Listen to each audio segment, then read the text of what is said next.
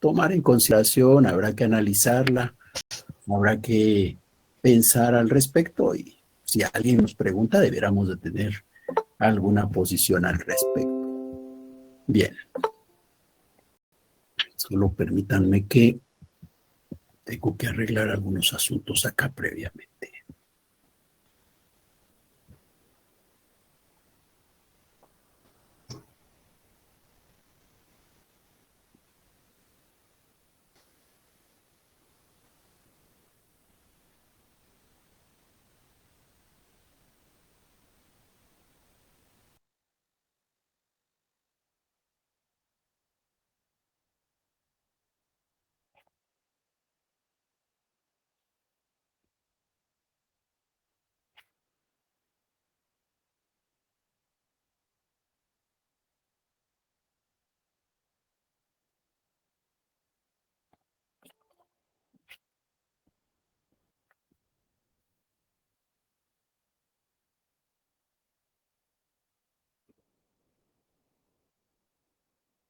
Ahora sí.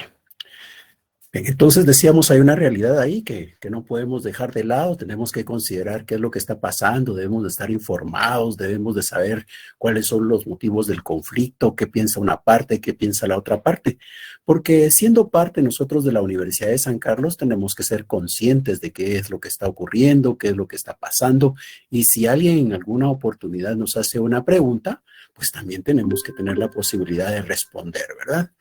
Eh, ya en el contexto del curso de Derecho Romano.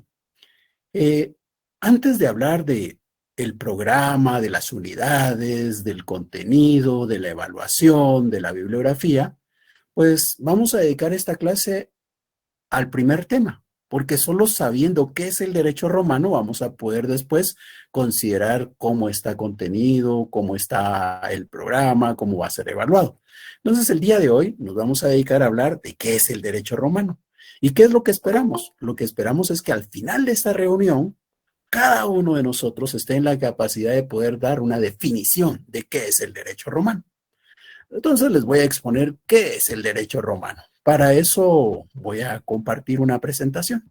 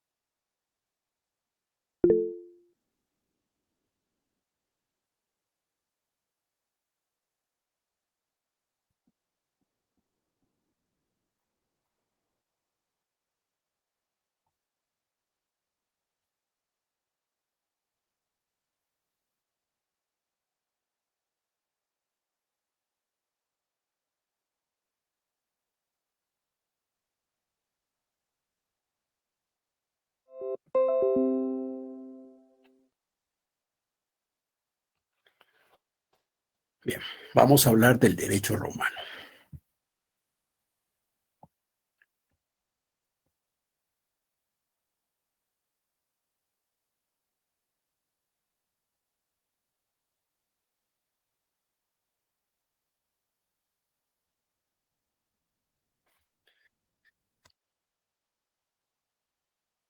Cuando hablamos del derecho romano, debemos de entender que la sociedad ha atravesado por diferentes etapas en su desarrollo.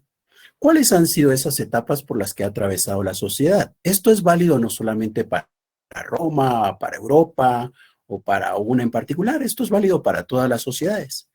En general se dice que todas las sociedades han atravesado por una etapa que se conoce como la comunidad primitiva. ¿Qué ocurría en la época primitiva? ¿Qué pasaba en la época primitiva? En la época primitiva, de las características que podemos mencionar es que es, digamos, la primera forma de organización social que ha existido. Esa va a surgir del momento aquel en el que poco a poco un ser inferior evoluciona y llega a ser un ser humano. Entonces, los primeros seres humanos son los que van a vivir en esa época primitiva. En esa época primitiva, prácticamente esos seres humanos andaban recorriendo el mundo alimentándose de lo que encontraban en el camino.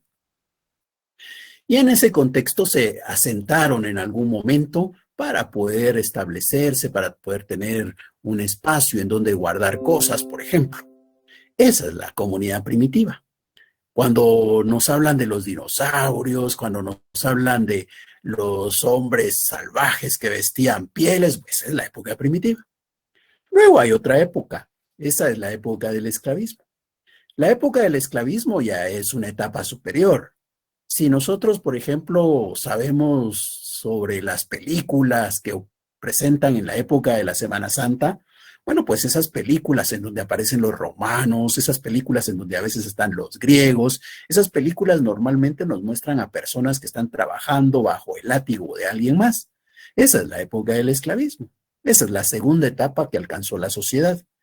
El esclavismo nació, se desarrolló, alcanzó su esplendor y poco a poco entró en decadencia. Y así fue como dio lugar a una tercera forma de organización social. Esta tercera forma de organización social se conoce como el feudalismo.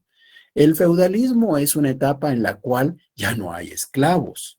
Ahora lo que vamos a tener son campesinos que van a trabajar la tierra y la tierra le va a pertenecer a los señores feudales.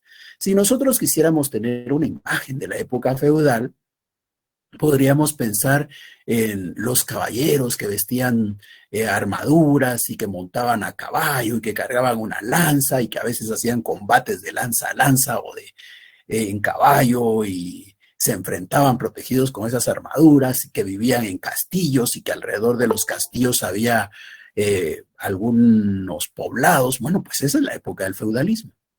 Y la cuarta etapa que ha atravesado la sociedad es la del capitalismo. En esta existen campesinos, pero ya no son lo más importante. Acá ya lo que vamos a tener principalmente es la actividad industrial. Digamos que Guatemala en este momento se ubica en esa cuarta etapa, en la del capitalismo. ¿Dónde está lo más importante de esta sociedad? Bueno, pues lo más importante está en la ciudad, no en el campo como ocurría en el feudalismo. Acá es en la ciudad donde sea lo más importante. Y en la ciudad, ¿qué es lo que tenemos? En la sociedad, en el capitalismo lo que tenemos es prácticamente empresas en donde se produce transformando materias primas. Hay personas que llegan a trabajar a esas empresas, llegan temprano, salen al final del día, se van a su casa. Eso es algo propio de la sociedad capitalista.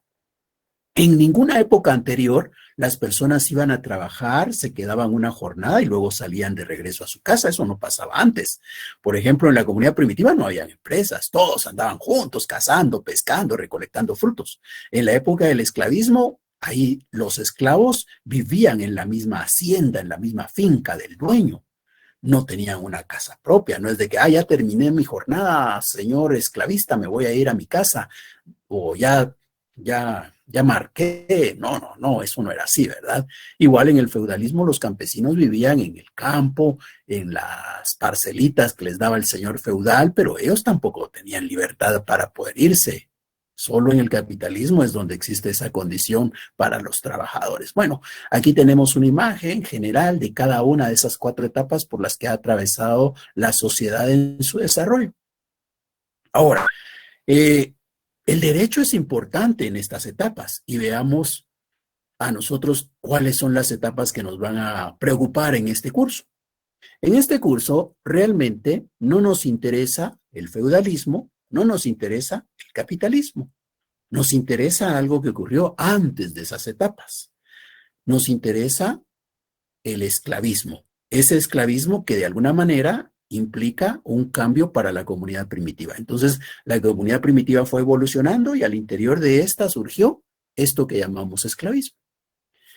Ahora, ¿qué es lo que podemos notar en las diferencias entre la comunidad primitiva y el esclavismo?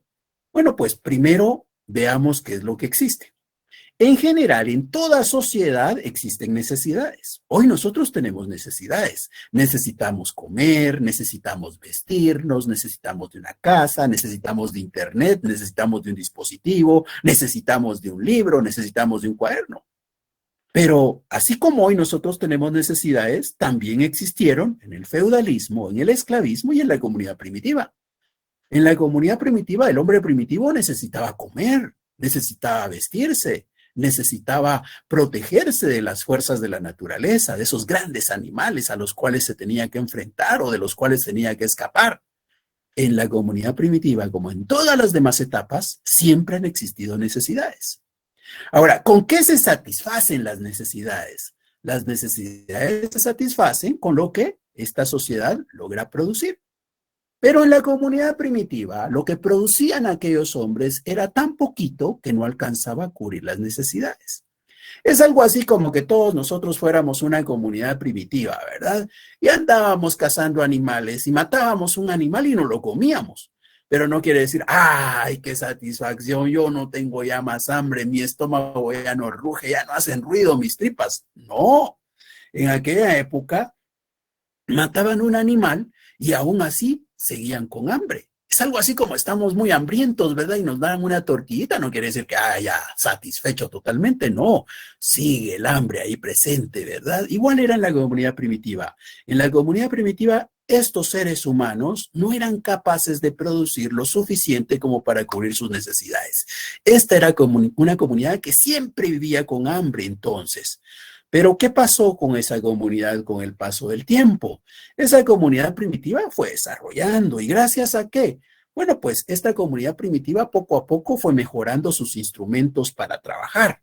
Al principio, por ejemplo, quería cazar un animal usando piedras, usando palos. Después descubrió que podía amarrarle a un extremo de un palo una piedra, afilar la piedra y entonces ya tenía una lanza. Ya con eso iba a lograr matar más animales que cuando solo le estaba de tirarle piedras o darle palazos, ¿verdad? En ese contexto que vamos a notar que va a aumentar la producción. De igual manera, esos hombres primitivos se volvieron más diestros para el trabajo. Matar al primer animal les costó, pero ya con el segundo ya tenían experiencia y en la medida que fueron repitiendo esa rutina, se volvieron diestros para matar animales. También la organización es importante. Al principio organizarse es difícil, pero en la medida que vamos avanzando, cada vez nos organizamos mejor.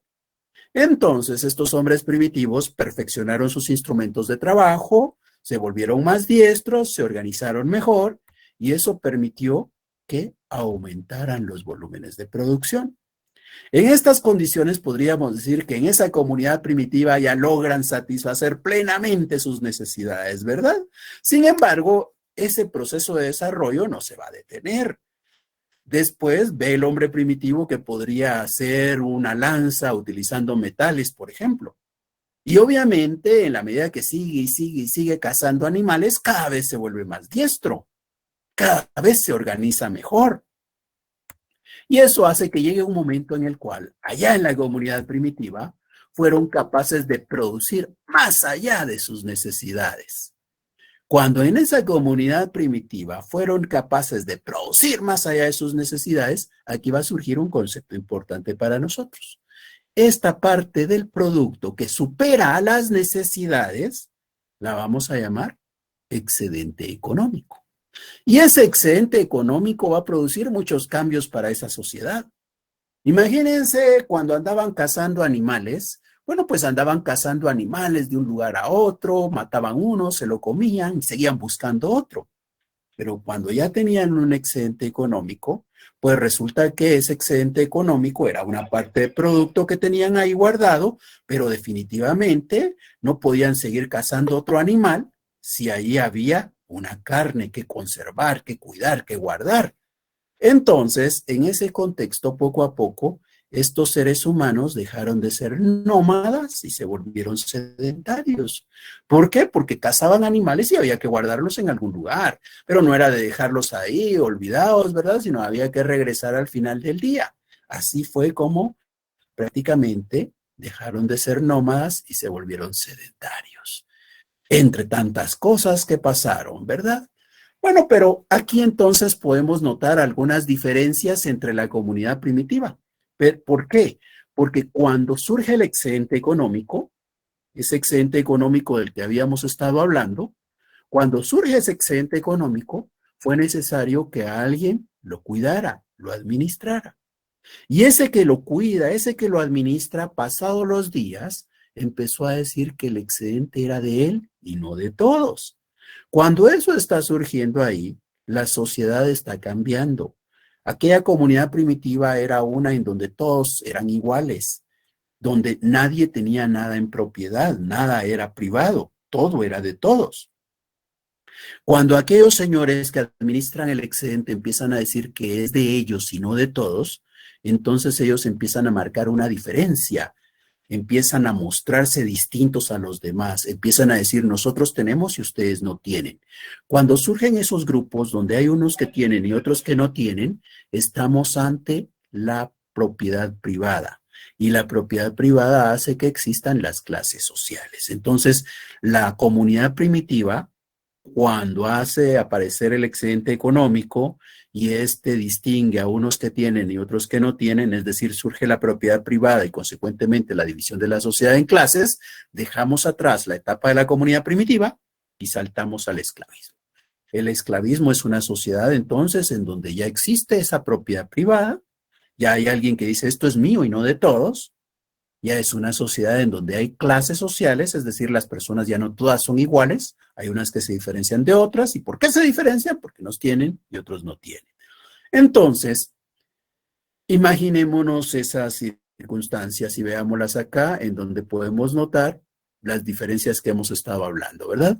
En la comunidad primitiva decíamos que una característica era la subproducción. El producto no alcanzaba a cubrir las necesidades. Ahora en el esclavismo tenemos sobreproducción. El producto alcanza y hasta sobra. Hay un excedente económico. Pero la forma de propiedad también ha cambiado. La propiedad en la comunidad primitiva era social. Ahora en el esclavismo ya existe la propiedad privada. Otra característica es cómo eran las relaciones entre las personas. Las relaciones sociales en la época primitiva eran de cooperación y ayuda mutua. Todos se ayudaban entre sí y todos trabajaban. La cooperación quiere decir trabajo en conjunto. Entonces, en esa época todos trabajaban, todos iban a cazar al animal, todos iban a pescar, todos iban a recolectar frutos. Y había ayuda mutua, es decir, se apoyaban espontáneamente los unos con los otros. En el esclavismo no, en el esclavismo ya no hay un trabajo en conjunto, ya no todos trabajan, unos lo hacen y otros no lo hacen. ¿Quiénes lo hacen? Los esclavos, los esclavistas no trabajan. Entonces hay explotación, ya no hay cooperación. También hay subordinación, ya no ayuda mutua. La subordinación lo que implica es que los esclavos van a hacer las cosas no porque les nazca hacerlo, no de manera espontánea, sino porque están recibiendo una instrucción, le están dando una orden, con el látigo los están obligando a trabajar. Entonces, las relaciones sociales, los vínculos entre estas personas han ido cambiando. Pero de igual manera, parece interesante hablar sobre los cambios que se dieron en la familia.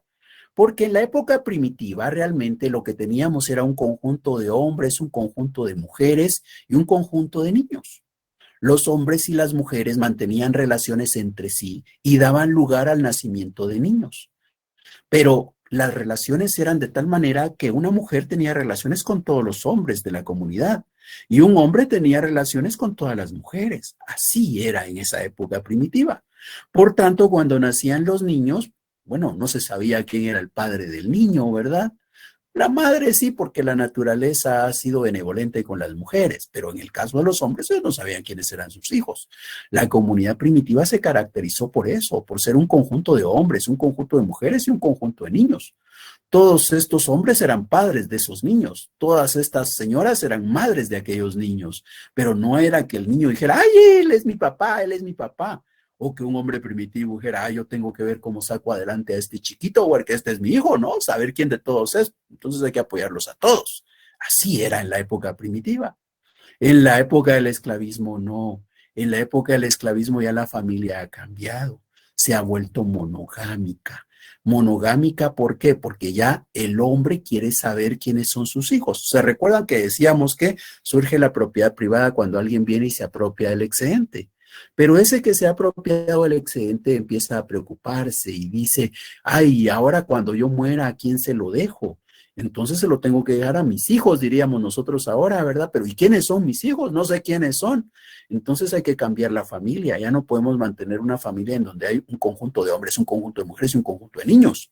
La familia ahora por lo menos tiene que tener a un solo hombre, a un solo padre, porque solo así él va a saber quiénes son sus hijos. Cuando tenemos esa familia en donde ya por lo menos del lado del padre tenemos que él mantiene relaciones sexuales solamente ya con una o con algunas mujeres, pero solo él es el que tiene el acceso carnal con esas mujeres, entonces solo así puede saber él quiénes son sus hijos. Esa ya es una familia monogámica.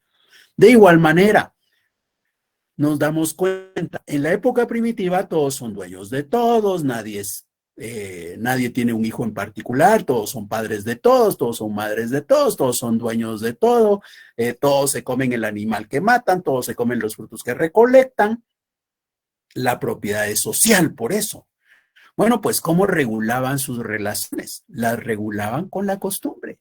La costumbre era la que iba diciendo cómo se iban a comportar ellos. Ya en esta época del esclavismo las cosas son distintas. ¿Por qué? Porque decíamos, hay unos que tienen y otros que no tienen. Están los esclavos y los esclavistas. Pero los esclavos no van a estar satisfechos. Los esclavos van a pelear, van a decir, no estoy bien, no me siento cómodo. ¿Cómo es posible que yo trabaje la tierra y el que se alimenta es el esclavista? Entonces el esclavo podría venir y protestar, hacer luchas, guerras contra los amos. Y como eso es posible, entonces hay que regular la conducta del esclavo para que él no haga eso. Hay que regular para que nadie nos quite lo que nosotros tenemos, porque nos hemos apropiado de la tierra. Entonces somos ahora nosotros amos, esclavistas, dueños de la tierra, y los esclavos no tienen tierra. Entonces, ¿por qué nosotros tenemos tierra? Porque nosotros somos propietarios, y aquellos que pues no son propietarios, no tienen tierra. Entonces, para vivir tienen que trabajar, tienen que vivir como esclavos con nosotros. Pero si ellos se organizan y nos quitan la tierra, ¿qué pasaría? Nos quedaríamos sin tierra nosotros los amos. Entonces, ¿qué debe pasar? Debemos de crear normas para que se proteja nuestro derecho a ser propietarios de la tierra. Debemos crear normas para castigar a los esclavos. Debemos crear normas para proteger esa familia. Debemos crear normas para que ningún hombre venga y tenga relaciones con la mujer que yo tengo en mi casa. ¿Eso qué nos muestra? Que fue necesario ir creando normas. Y esas normas que se crearon no fueron creadas por la comunidad, sino fueron creadas por el Estado. Por eso se dice que ese es un derecho estatal. Así es como surge el derecho. El derecho no existía como tal en la época primitiva porque no era necesario, todos eran iguales. En la época del esclavismo las cosas cambian, ahí sí ya se necesitó del derecho. Entonces, ¿y qué pasa con ese derecho que se necesitó?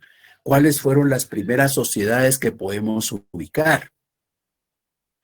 Y en ese contexto, por ejemplo, históricamente, pero antes de avanzar, les voy a hacer la pregunta sobre si estamos comprendiendo o hay alguna duda. Así que voy a habilitarles la posibilidad de expresarse.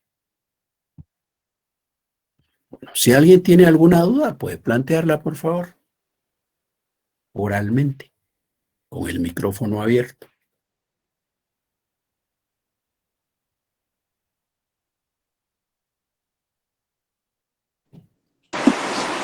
¿Qué tal, licenciado? Buenas tardes. Buenas tardes. Bueno, quizás no es duda, licenciado, únicamente personalmente creo que si la clase está bien entendida, licenciado, únicamente. Muchas gracias. Entonces vamos a seguir. Buenas tardes, licenciado. Buenas tardes. Tenía una pregunta con respecto a, entiendo que proteger la propiedad privada es el origen, digámoslo así, de las leyes. Antes del esclavismo no había ningún tipo de norma que rigiera a la comunidad. Claro que habían normas, pero esas normas no eran creadas por el Estado, sino eran creadas por la misma comunidad. Por ejemplo, en algún momento vino la comunidad y dijo, ala, los ancianos y los niños como que les es complicado ir a cazar animales, ¿verdad? Porque como decíamos, al principio todos iban a cazar, todos los que estaban en la comunidad iban corriendo y tratando de matar al animal. Pero ¿qué es lo que pasa? Con el paso del tiempo se van dando cuenta que realmente los niños se complica andar llevándolos para cazar el animal. Imagínense a la señora tratando de cazar al animal con un niño en el brazo, en el otro brazo, con la otra mano la lanza queriendo matar, ahí se complicaba, ¿verdad?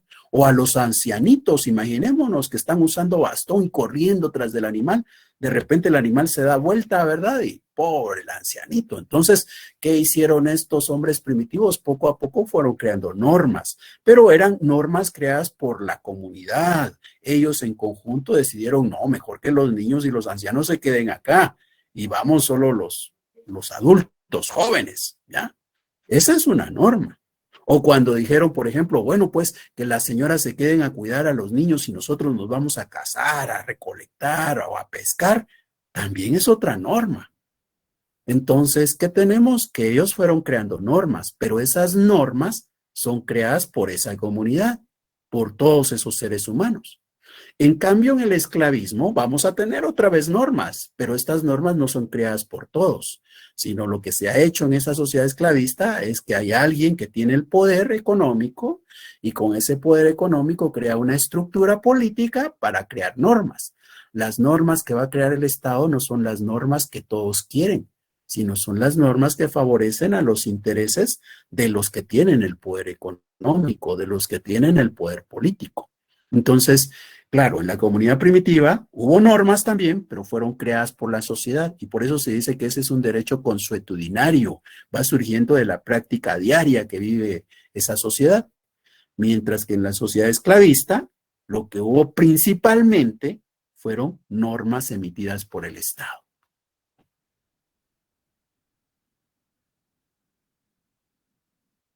Bien, entonces seguimos hablando de esas normas que surgieron. Bueno, ¿en dónde se fueron asentando esas primeras comunidades? ¿En dónde fueron apareciendo esas sociedades esclavistas?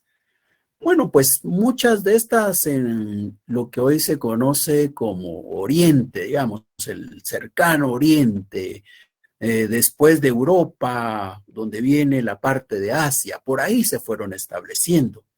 Y el vestigio más antiguo que se ha encontrado en materia de derecho es el Código de Urnamú.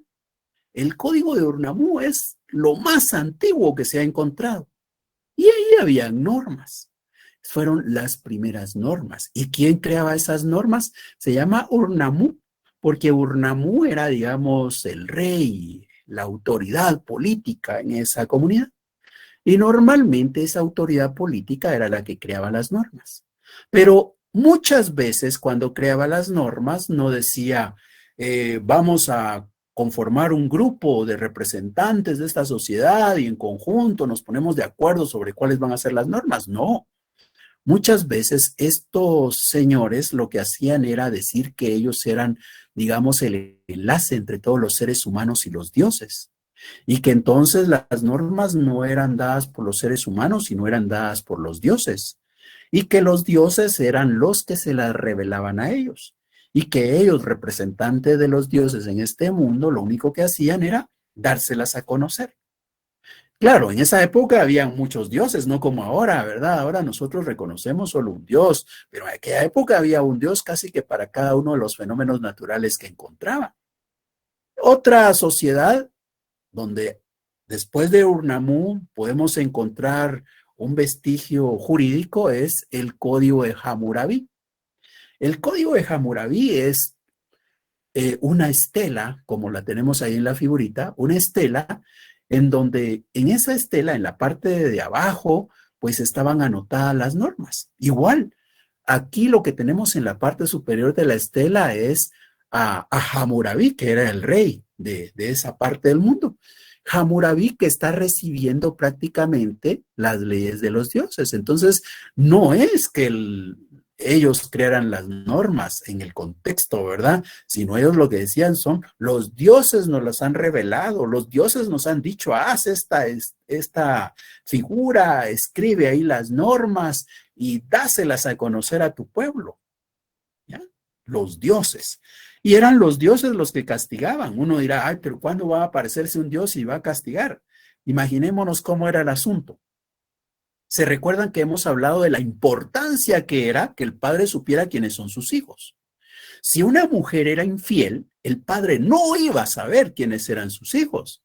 Entonces, ¿qué había que hacer con las mujeres infieles para evitar que se diera esa situación o se repitiera o se generalizara esa situación? Pues había que castigar a las mujeres infieles, ¿verdad? ¿Y quién ayudaba para castigar a las mujeres infieles? Los dioses. Y decían ellos, ¿verdad?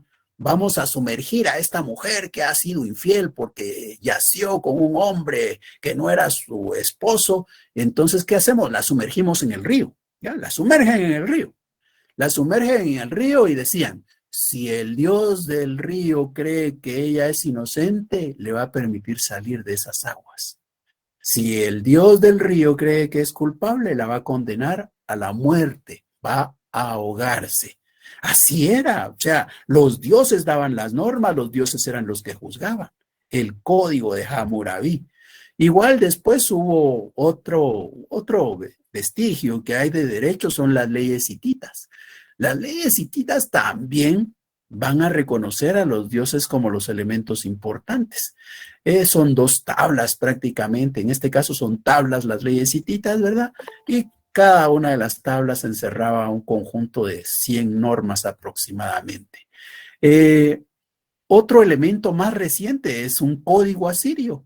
El código asirio de igual manera nos muestra que son los dioses los que están trasladándole las normas a los seres humanos. Esto lo vamos a estudiar un poquito más despacio después, pero aquí es como una introducción. De igual manera, cuando vemos Egipto, Egipto es otra sociedad esclavista, porque todas estas que estamos mencionando acá son sociedades esclavistas, ¿ya? Egipto es otra sociedad esclavista. Y en Egipto también, de igual manera, los dioses son importantes para ir regulando la conducta de las personas. Son los dioses los que dan las leyes, son los dioses los que castigan, son los dioses los que nombran los reyes. Igual va a ocurrir allá en Grecia. Incluso en Grecia hay una diosa, igual a la que tienen los romanos después, una diosa que tiene una balanza, que nos muestra el bien y el mal. Pues todo esto es normas que han sido creadas por las autoridades políticas, pero que realmente nunca reconocieron que ellas las crearon, ¿ya? El mensaje que ellos le daban al pueblo era, esta es la voluntad de Dios, Dios me la ha revelado, Dios ha querido que yo se las dé a conocer. Y las personas creían efectivamente que los dioses les habían dado a esos reyes las normas y que los dioses eran los que iban a juzgar. Entonces, la religión era un elemento muy importante. Estos son, digamos, algunos ejemplos de derechos que existieron en la época de la esclavitud.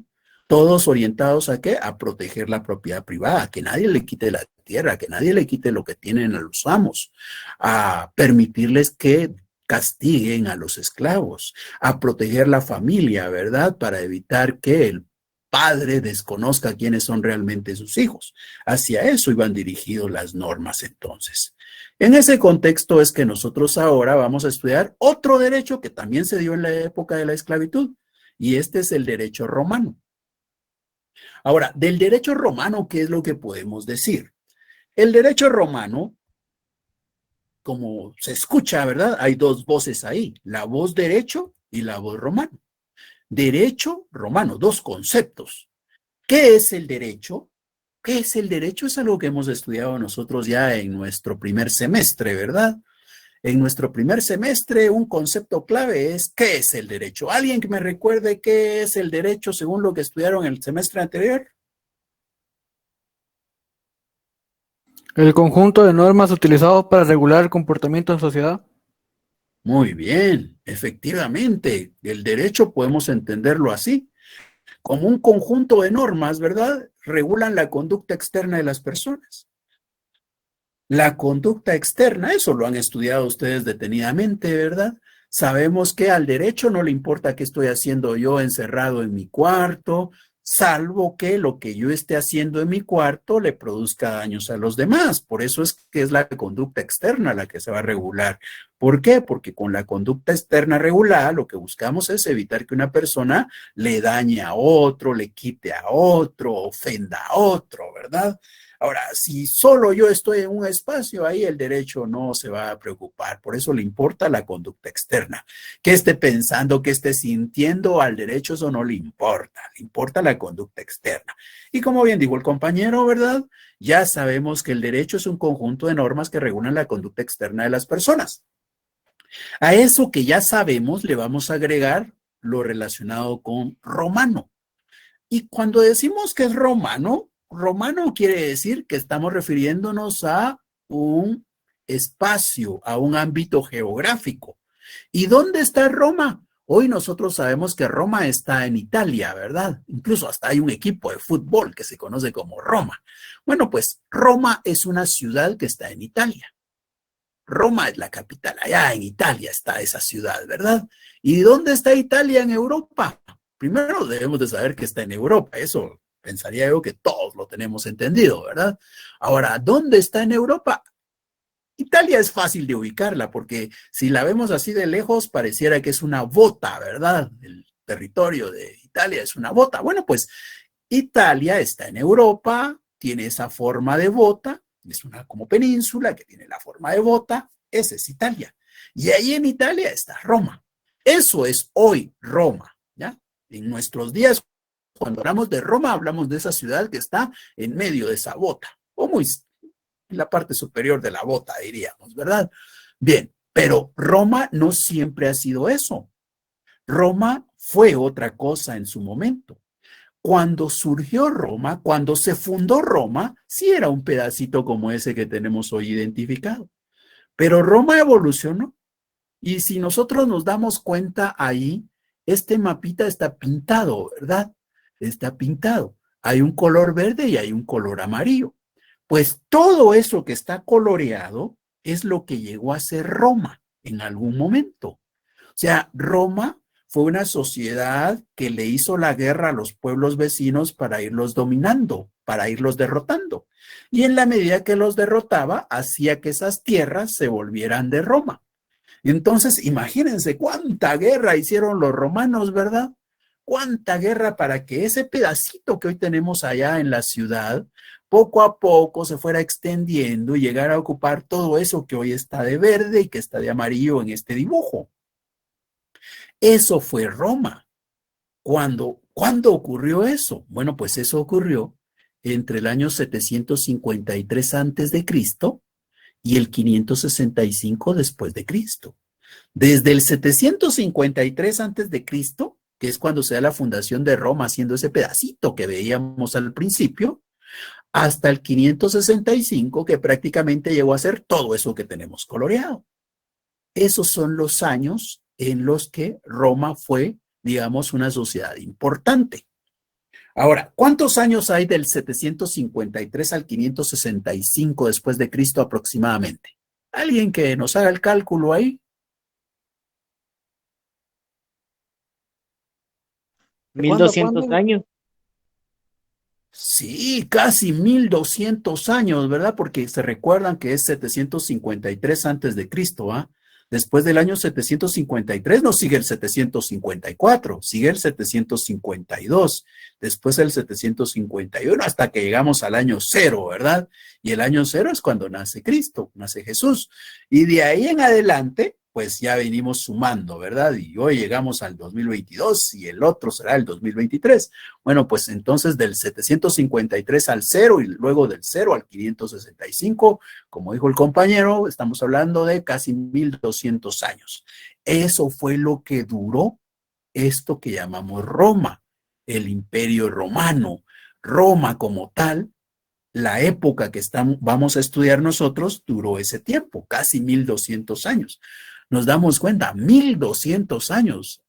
Si nosotros hacemos cuenta de 1200 años, si regresáramos en el caso de la historia de Guatemala, ¿verdad? Hoy estamos en el 2022, sabemos que nos declaramos supuestamente independientes en 1821, ¿verdad? De 1821 para acá, pues 201 años. Porque el año pasado celebrábamos nuestro bicentenario, ¿verdad? O sea, 200 años, imagínense. A nosotros nos parece que la época de la independencia está lejísimos, ¿verdad? 200 años, a la gran, mucho tiempo. pero Roma duró muchísimo más que eso, casi 1200 años. Eso fue lo que duró esta sociedad romana que nosotros vamos a estudiar. Definitivamente con tantos años más de algo debieron producir, ¿verdad? Y sobre todo en el ámbito del derecho. Bueno, pues, como decíamos, entonces al hablar de Roma estamos hablando de espacio, estamos hablando de un ámbito geográfico, pero también estamos hablando de un periodo, de un tiempo, porque la Roma que vamos a estudiar nosotros no es la Roma de hoy, ¿ya? No es la Roma de hoy, es la Roma del año 753 antes de Cristo al 565. Ya con esto podemos ya avanzar en la definición de derecho romano. ¿Y qué es el derecho romano entonces? El derecho romano es un conjunto de normas que regulan la conducta externa de las personas. ¿En dónde? En Roma. ¿En qué tiempo? Del 753 antes de Cristo al 565 después de Cristo. Más sencillo, es el conjunto de normas que regulan la conducta externa de los ciudadanos romanos. ¿En qué época? De aquellas 4 épocas que veíamos al principio como etapas del desarrollo, ¿a qué época nos estamos refiriendo nosotros? Esclavismo. Al esclavismo. Entonces así lo podemos definir. Es el conjunto de normas que regulan la conducta externa de los ciudadanos romanos en la época del esclavismo. Si se nos complica aprendernos los números, pues no es necesario aprenderlos, no tenemos que memorizarnos los números. Con que hagamos referencia a que se está haciendo caso de lo que ocurre en la época de la esclavitud es suficiente. Entonces, el conjunto de normas que regulan la conducta externa de las personas, el conjunto de normas que regulan la conducta externa de los ciudadanos romanos en la época de la esclavitud, esa es nuestra definición de derecho romano.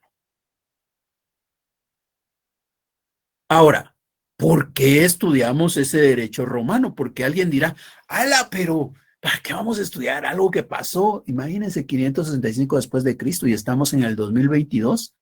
Hace como 1500 años pasó eso, ¿verdad? ¿Para qué vamos a estudiar algo que ocurrió? Lo más reciente ocurrió hace 1500 años y nosotros todavía estudiándolo ahora. ¿Por qué? Lo que ocurre es que el derecho es bien particular. Y resulta que en el caso de Guatemala, y no solo de Guatemala, sino de buena parte de este continente, nuestro derecho se explica por lo que pasó allá. Y eso es lo que vemos ahora. Ya vimos, ¿verdad? Estas son las 4 etapas. Nosotros estamos centrados en una, entonces, como ya dijeron ustedes, en el esclavismo. Estamos estudiando el derecho de esa Roma esclavista. Ahora, ¿por qué estudiamos el derecho de esa Roma esclavista? ¿Por qué estudiamos ese derecho que en lo más nuevo tal vez llevará 1500 años? Porque aquí tenemos otra vez el mismo mapita, ¿verdad? Solo que ahora en todo el globo. Pero lo coloreado en rojo es lo que fue Roma. ¿Qué pasó? Ese derecho que fueron creando los romanos en aquel periodo, ese derecho es el que existía cuando don Cristóbal Colón vino a esta parte del mundo. ¿Ya? El derecho romano no es de que, se desintegró Roma y el derecho romano también. No. Los españoles que vinieron acá estaban todavía usando el derecho romano para regular sus relaciones de carácter civil, sus relaciones entre ciudadanos. Entonces, cuando esos españoles vinieron a esta parte del mundo, ¿qué normas nos trajeron? Nos trajeron las mismas normas que los romanos les habían impuesto a los españoles cuando habían sido dominados por el Imperio Romano. Entonces, así fue como ese derecho vino a nosotros. Ese fue un camino. Ahora, en particular, aquí estamos hablando de derecho civil, ¿ya? De derecho civil. El derecho civil de nosotros entonces tiene un origen que tiene que ver con lo que hicieron los romanos. Pero por otro lado, resulta que allá por el año 1804 se hizo el primer código civil del mundo, ¿ya? El primer código civil del mundo se hizo en el año 1804. ¿Y quién lo hizo? Lo hizo un señor que fue muy famoso, un francés famoso, un gran guerrero al cual se le hace chiste porque era bien bajito. ¿Quién creen ustedes que es ese señor? Napoleón Bonaparte. Napoleón Bonaparte, muy bien. Pues don Napoleón Bonaparte fue el que promovió la creación del primer código civil del mundo, allá en Francia. Pero cuando don Napoleón Bonaparte dijo, vamos a hacer el primer código civil, dijeron, nosotros sabemos que cuando hablamos de un código, hablamos de un librito donde hay varios artículos, ¿verdad? Dicho de otra manera, hablamos de un conjunto de normas. Bueno, pues resulta que cuando don Napoleón Bonaparte dijo, hagamos el primer código, dijo, pues ¿y de dónde tomamos las normas para hacer el primer código civil? Del derecho romano. Entonces tomaron el derecho romano, lo adecuaron para el momento histórico y ese código civil es derecho romano realmente. Y cuando Guatemala hizo su primer código, nosotros hicimos nuestro primer código ahí por el año 1880, ¿ya? Ahí por 1880 hicimos nuestro primer código. Casi 80 años después, ¿verdad? Hicimos nuestro primer código. Y cuando los guatemaltecos dijeron, hagamos nuestro primer código, ¿qué creen que hicieron? Algo que hoy practicamos muy comúnmente. Hoy nosotros nos dejan una investigación, entramos al internet y hacemos nuestro copy-paste, ¿verdad? Y ya tenemos nuestro trabajo. Pues en aquella época fue algo muy parecido. Vinieron los que formaron esa comisión encargada por el gobierno de Guatemala para hacer el primer código y dijeron, pues no nos quebremos la cabeza. Ya sabemos que hay una primer versión, un primer código, ¿verdad? Sí, el de los franceses. Tomemos el código de los franceses entonces y adecuémoslo a la realidad guatemalteca. Nos damos cuenta la incidencia que tiene el derecho romano. El derecho romano vino a Guatemala y a esta parte del mundo con los conquistadores, que traían leyes creadas por los romanos para ellos cuando fueron dominados. Y esas leyes vinieron y las trataron de implementar acá en América. Y por el otro lado, cuando tenemos que hacer nuestro código, tomamos el Código Civil de los franceses. Y el Código Civil de los franceses se basó en el derecho romano. Entonces, por eso estudiamos el derecho romano, porque el derecho romano al final de cuentas nos va a permitir conocer el origen de las instituciones del derecho civil guatemalteco. Nosotros, conociendo derecho romano, no solamente conocemos el origen de las instituciones civiles de Guatemala, sino prácticamente las de toda esta parte que está roja en el mundo, ¿ya? Todos estos tienen ese derecho civil basado en el derecho romano. Por eso es que estudiamos entonces el derecho romano. Bueno, con esto tenemos para poder contestar dos preguntas. Dos preguntas podemos contestar. La primera, ya sabemos qué es derecho romano, ¿verdad? Y la segunda, también podemos contestar por qué estudiamos derecho romano. ¿Alguien que esté dispuesto a dar las respuestas? Una cada uno, por lo menos. ¿Qué es derecho romano? Sí, Jafet. Es el conjunto de normas para regular el comportamiento externo en sociedad en el área geográfica de Roma en los años 753 a.C. al 565 después de Cristo, en la época de la esclavitud. Muy bien. Lo podemos decir más sencillo, ¿verdad? Más corto también. Vamos a ver, alguien que nos dé otra definición más corta. Que no quiere decir que está mala la de Jafet, está muy bien, pero no es necesario complicarse la vida, ¿verdad? Sí, Marisela, por favor. Es un conjunto de normas que regulan la conducta externa de los ciudadanos romanos en la época de la esclavitud. Muy bien, muy bien. Entonces, ya todos debiéramos en este momento saber esa definición. Ya sabemos qué es derecho romano. Ahora la segunda pregunta. ¿Por qué estudiamos derecho romano?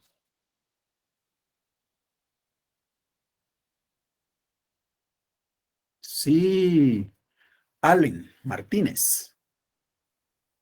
Porque es el inicio de todo, que de ahí provino todo. Muchas gracias. Sí. No todo, ¿ya? No todo, no todo. No me refería a todo. porque todo es un concepto así muy amplio, ¿verdad? Vamos a ver, Diego Augusto García. Porque es la base de las leyes en la sociedad. Sí, por lo menos ahí ya fuimos delimitando más, ¿verdad? Porque no es de todo, es de las leyes, dijo David, pero no es de todas las leyes tampoco. Carla Santizo, por favor.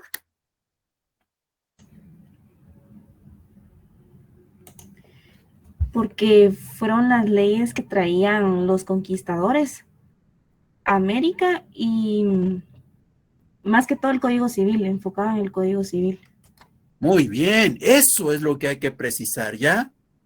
Porque no podemos decir, ay, todo el derecho que tenemos los guatemaltecos viene del derecho que tenían los romanos. No es todo, solo es el derecho civil, ¿ya? El otro también incidió, pero para nosotros estudiamos derecho romano porque nos permite conocer el origen y evolución que han tenido las instituciones del derecho civil guatemalteco o del derecho civil latino en general. Entonces, por eso estudiamos derecho romano, porque permite conocer el origen. Allá en Roma fue donde surgieron las instituciones que hoy utilizamos. Por ejemplo, hoy nosotros hablamos del concepto de familia, del concepto de herencia, el concepto contrato, el contrato de mandato, el contrato de mutuo. Bueno, ¿y dónde surgieron todas esas palabras, esos conceptos, esas instituciones? Allá en Roma. Entonces, estudiamos el derecho romano porque nos permite conocer el origen y evolución de las instituciones del derecho civil guatemalteco o del derecho latino en general, ¿verdad? Alexander, por favor.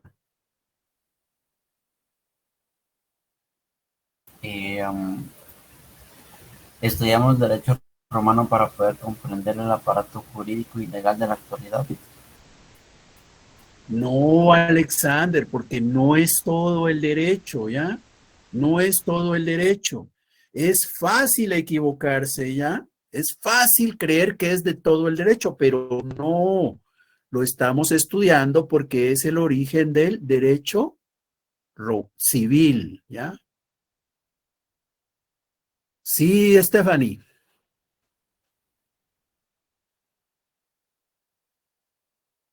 Le pregunta a Stephanie porque tiene la mano levantada, ¿verdad? Stephanie Barrios Pérez ha levantado la mano. Y ya la ha bajado. Sí, Ángel.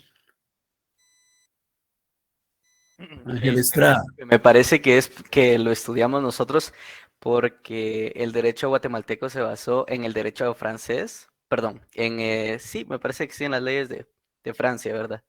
Y estas a su vez se basaron en el derecho romano.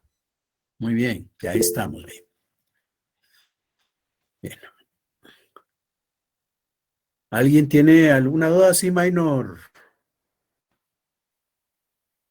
Sí, licenciado, con base a lo que usted estaba mencionando, ¿verdad? Tal vez quizás no es todo, pero creo que aquí vamos a ir viendo nosotros la evolución que han tenido cada una de las leyes y cómo ha ido teniendo distinto impacto en nuestra sociedad. Sí, sí, solo que es que cuando hablamos del concepto de leyes, ahí nos podemos complicar. Primero aclaremos que ley y derecho no es lo mismo, ¿verdad? El derecho no son leyes. Porque, por ejemplo, el reglamento del impuesto sobre la renta, el reglamento de la ley del impuesto sobre la renta no es una ley. O, por ejemplo, los estatutos de la Universidad de San Carlos no son una ley. Entonces, por eso es que no es conveniente usar el concepto de ley, porque es muy restringido. Estamos usando el concepto de derecho, no de leyes, de derecho. ¿Ya afecté yo? Sí, licenciado, serían dos cositas. La primera es, disculpe la pregunta, ¿el material que usted utilizará en sus clases, por ejemplo, las presentaciones, nos las proporcionará o lo que vayamos apuntando? Fundamentalmente lo que vayan apuntando, pero igual, de eso vamos a hablar en la próxima clase. Hoy, ¿qué es lo que andamos buscando? Conocer qué es el derecho romano y por qué lo estudiamos. Que no quiere decir que, ay, esto no es importante, entonces esto no va a venir en el examen. Bien, esto viene en el examen, ¿ya? Pero era clave para poder entender otros detalles. Ya en la próxima clase les hago la presentación del contenido, cómo va a ser la evaluación, en dónde vamos a tener el material, cuál es la bibliografía que nos va a apoyar. Ok, y la otra era que entonces aquí en Derecho Romano lo único que extraemos o de los vamos a enfocar sería el derecho civil, ¿no? Así O es. algún otro aspecto. Este curso es la base para los 4 cursos de Derecho Civil que siguen. El otro año ustedes llevan 2 cursos de Derecho Civil y en el 2024 llevarían otros 2, son 4 en total. En esos 4 cursos van a ver lo que aquí vamos a estudiar de manera bien general en un semestre, porque aquí vamos a ver el origen de lo que ustedes van a estudiar en esos 4 semestres de Derecho Civil.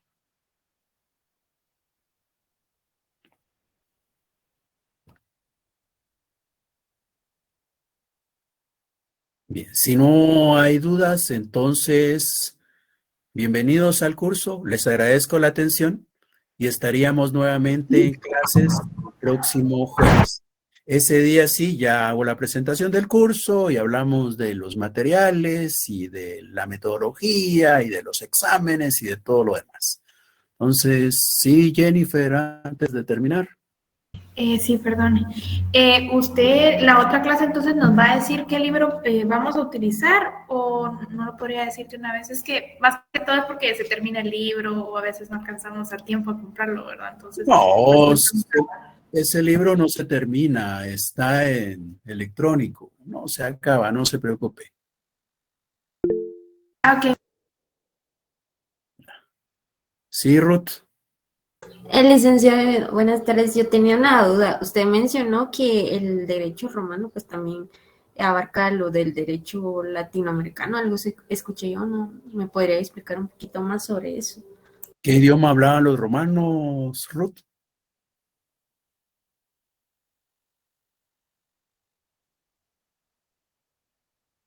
Ruth, ¿qué idioma hablaban los romanos?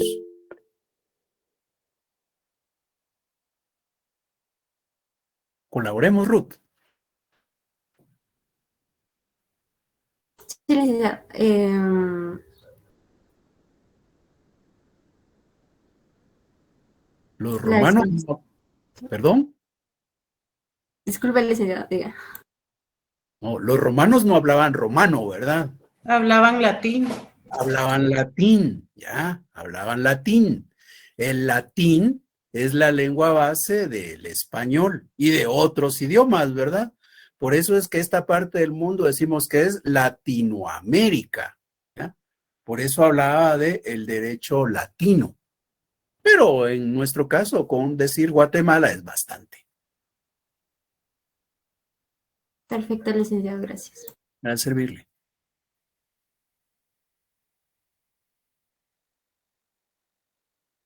Bien, si no hay dudas, entonces reitero, les agradezco la atención, bienvenidos al curso y estaríamos nuevamente el próximo jueves, siempre a las 14:30.